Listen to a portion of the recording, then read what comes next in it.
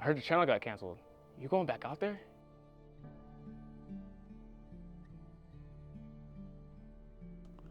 Yeah, man, there's still good people out there that need entertaining. You know, when I go home, they say, Blue, why do you do it? I don't say a dang thing. You bastards wouldn't understand. It ain't about you two. It's about us, boys, having fun.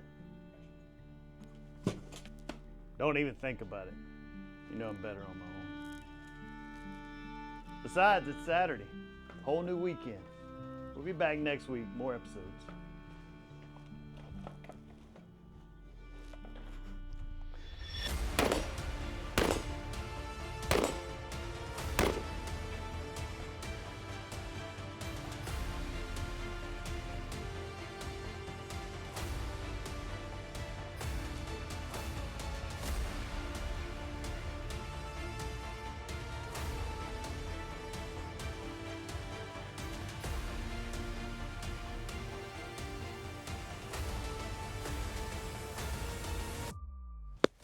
Big welcome back to my entire USOW family, wherever in the world you may be. Your boy Blue here, coming to you live once again from behind enemy lines, and just want to thank all you gentlemen and that one unlucky lady that somehow ended up on this channel. We are here today to get down to the SOCOM 16 by Springfield Armory. And if you're wondering just who this video is for, it's for you. Stick around, you'll find out why. If you're somebody that's a history buff, interested in older firearms, if you're somebody that's into all the Hollywood magic and rifles that were featured in some different films, or if you're somebody that lives in a state that ain't quite free and you're limited on options for your defense of yourself and your home, then this may just be the rifle for you. What we're going to do is give you a demonstration of its accuracy capabilities. We're going to give you some run and gun and show you how it stacks up against previously and future reviewed firearms on this channel. And all of this is brought to you free by US Overwatch. US Overwatch is a premier training company on the West Coast.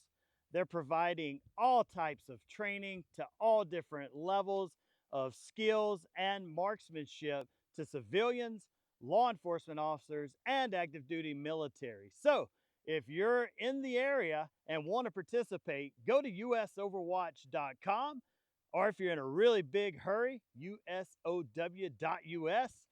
Click on the training link, see what's available, and see if it's something that suits you. They have all kind of instructors that rotate in and out from various special operations backgrounds, from Marine, Navy, Army, maybe even the Air Force from time to time, and law enforcement personnel as well. So if you're looking for the best training on the West Coast, look no further than usoverwatch.com. And while you're over there, make sure you check out their swag line so you could represent some of what you stand for. US Overwatch, it's in the name, still on mission. All right, guys, let's jump over here to the 100-yard line and see what kind of accuracy we can squeeze out of this Springfield Armory SOCOM 16. So we're here at a 100-yard line, Springfield Armory SOCOM 16. I got Black Hills 168 grain boat tail hollow point, and we're gonna see what kind of accuracy we can squeeze out of this with the red dot. 5-round group. I got faith in her.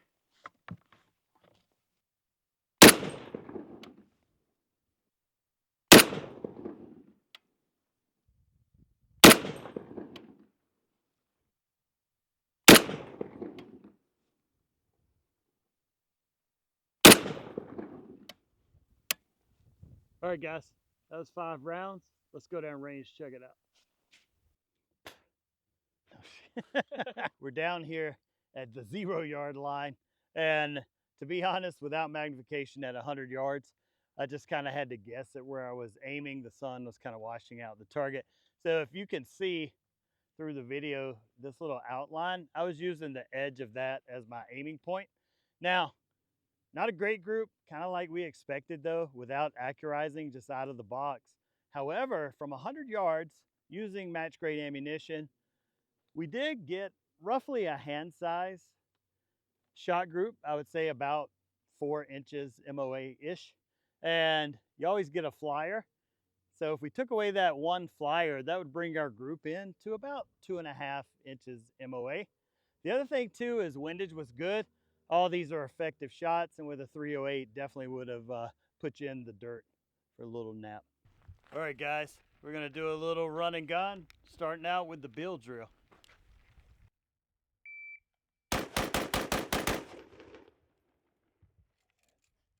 One extra one for good measure. So guys, we're running the shot. Blew the mic off, a little bit of recoil on that one. So 6 rounds and 1.88, 7th round dropped at 2.03. We call this our CA drill, for you already guessed it. What we got is 2 targets at 50 yards. We're gonna go 1 round in each. We got targets here between 25 and 35 yards. We're gonna go 2 to the chest, 2 to the chest. Sprint down to that 7-yard line and give each one of the targets on the back or 2 in the chest for a total of 10 rounds, which is legal in some states. Also, should the weapon fail, which it won't, we thought staying in true fashion, have the Springfield Armory Pro model 1911. She's a beauty. We'll see if she stays sheathed or has to get in on the action. Shooter ready. Stand by.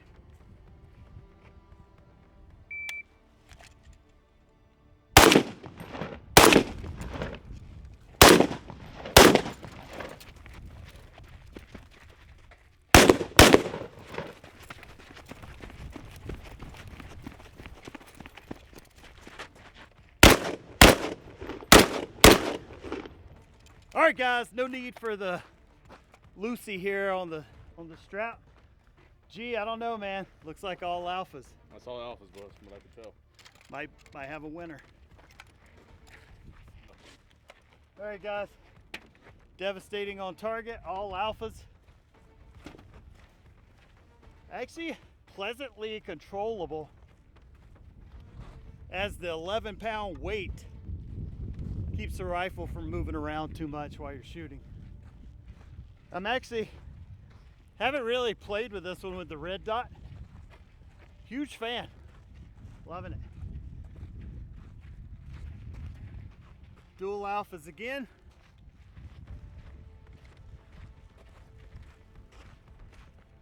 Dual alphas again.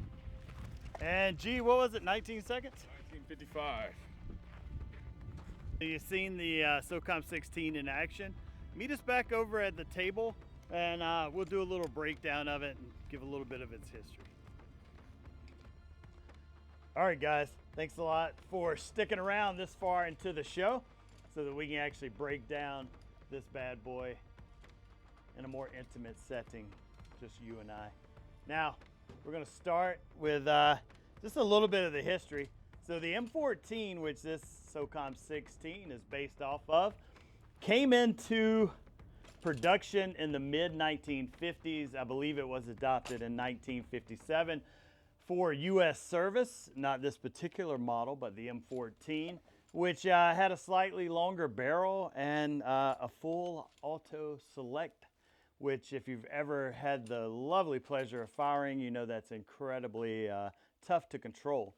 Now, the way this design came about was an improvement on the U.S. military's M1A1, M1 Garand, as you were, not an M1A1, or I know you'll correct me in the comments. Everybody's good at that. So the M1 Garand had a fixed magazine, or a clip, the actual proper use of that term, and was chambered in .30-06. The U.S. military, in their infinite wisdom, wanted to not used the 30-06 because that was a devastating caliber on low caliber enemies of ours. So they went for a 308, kind of a NATO standard at the time, or was becoming that. So the 7.62. Now, Springfield Armory, Remington Rand, HR, and I'll have to notate the rest of the brands that made them, produced M14s for the military for a time, but it's my understanding that it's the shortest served rifle in our inventory due to the development of the M16 rifle that replaced it relatively quickly during the Vietnam War. Now, the SOCOM 16 was a way of Springfield Armory revitalizing the market for this particular rifle. And you're thinking, with the M16 being out there, and you even have 7.62 variants of the M16 platform, why would you go to this type rifle? And funny answer, the way I came into possession of this one is I was leaving for a less free state, and myself and a international arms dealer had a discussion about what would be the ideal setup, because we weren't aware of all the finite laws in the beautiful state that I reside in currently. What would be a good rifle that would not trigger any laws or anything that would give us any issue as a dreaded assault rifle? And it just so happened that the SOCOM 16 from Springfield Armory filled that void very nicely. Now, you notice it is a little bit shorter, hence the name 16, standing for its 16.1 inch barrel. SOCOM, Special Operations Command, just gives it kind of a cool name and helps you to envision yourself as a Special Forces operator as you're at the range with this bad boy, or defending yourself should that need arise. Now, as you've seen on the range just a few moments ago, very capable platform at delivering devastating firepower onto whatever your target may be. And with a 308 caliber, if you're thinking about something that you could use in the apocalypse, don't forget you might need to feed yourself. So a 308, I've hunted many whitetail with that amongst my years growing up in the Deep South, and it performed perfectly for that task. So, multi-use rifle. Let's start with the business end and break it down to the buttstock. So, up front, to keep it with a non-assault weapon, as it's referred to in the law, Springfield Armory went with a compensator on the end, and these are just simply vents cut through an attachment on the end of the barrel and the front side assembly. If you're familiar with M1As or M14s, this is all one piece here. But these little ports help to reduce a little bit of the flash, but mainly they're made to reduce the rise of the muzzle whenever fired. Now, moving back from there, you might recognize that this handguard isn't what comes on your standard SOCOM 16. Normally it has a cutout with a mount for a scout mounted or forward mounted red dot or whatever optic is your choice. However, for the aesthetic of this rifle, just what I wanted, and I broke the other handguard, just doing me. We had to replace it with a new one, so I decided to go with full coverage. I just like the aesthetic a little bit better. Now, back here, we topped it off with a Picatinny or 1913 mount, and it's a Sadlac, or if you want to do the pronunciation down in the comments for me, I'd love any help with how to properly pronounce things, as I have a very public school education. Really got my money's worth out of that one. But the Sadlac scope, I initially put a 10 power fixed scope on here and realized that these things aren't incredibly accurate, and so I felt it was kind of a waste of what I was trying to do. You could sink a lot of money into these things to try to make them like the military's M21, which is their accurized sniper version of the M14. However, I just didn't feel like it was worth it, especially for, you know, a truck gun or a trunk gun that's going to get banged around a lot. So I swapped it out for the aim point, and this just kind of lends itself to the iconic image, which led me to painting the whole thing in kind of our Black Hawk Down themed. It does have the fiberglass stock, which is preferable to wood, according to many, because you won't get the changes from humidity, heat, and stuff like that affecting fiberglass as much as you would wood. Now, they come with 10 or 20, and there's even some, I believe, 30-round box magazines that are available for this platform. And the 20 just seems to fit the iconic image of what we were going for with this particular build. And back here, if you're familiar with the platform, is actually your safety. Your magazine release is very AK-like. I actually found this sling in an excess property warehouse where they were making these available to different agencies, and it was perfect for this build, so went ahead and snatched it up. So this is a semi-automatic 308 magazine fed, and quite the improvement on the M1 Garand. Though it didn't have as long a history, I think it's still a capable, an excellent platform, especially given locales where you aren't free to just do whatever you want to. If I was in a free state, of course, I would select probably some type M4 AR platform. However, since we're not, this may be a solid option for you. You just have to get out there, try it out, and see if it works. All right, guys. Thanks a lot for sticking around, joining us for this breakdown and for this episode. Make sure if you're enjoying the content, you can follow us on our daily on Instagram at US Overwatch. You can go to our biggest sponsor's website, usoverwatch.com, and find more information there if you'd like to join them for training if you're on the West Coast. All right, guys, on behalf of the entire crew, this is Blue, and we are out.